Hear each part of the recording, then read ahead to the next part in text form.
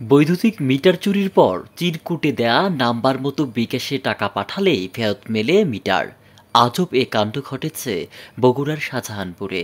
গত ৩ সেপ্টেম্বর দিবাগত রাতে উপজেলার আড়িয়া ইউনিয়নের কাটাবাড়িয়া ও রহিমাবাদ এলাকায় একই রাতে প্রায় ২৪টি আবাসিক ও বাণিজ্যিক বৈদ্যুতিক মিটার চুরির পর চিরকুটে একটি মোবাইল নম্বর লিখে রেখে যায় সংঘবদ্ধ চোরচক্র।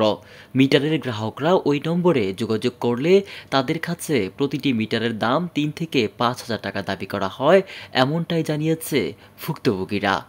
এমনিভাবে উনিরা বলছে আমরা ২৭টা মিটার চুরি করছি। আশেপাশেই আমার আরিয়া বাজার থেকে, চিবলক থেকে এবং আমার বাসার আশেপাশে চুরি করছে।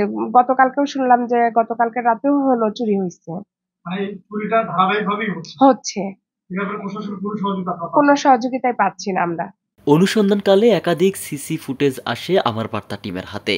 ওই ফুটেজগুলোতে দেখা যায় দ্রুত মোটরসাইকেল যুগে এসে ২ সদস্যের চোরচক্রটি মহাসড়কের পাশে বাড়ি ও রাইস মিলের বিদ্যুৎ মিটার চুরি করে নিয়ে যাচ্ছে। চুরি থামাতে পুলিশ প্রশাসনের ভূমিকা নিয়ে কথা বললে শাহজাহানপুর থানার ওসি মোহাম্মদ শহীদুল ইসলাম বলেন, সিসিটিভি ফুটেজ দেখে আসামিদের খোঁজা হচ্ছে। খুব তাড়াতাড়ি দোষীদের আইনের আওতায় আনা হবে।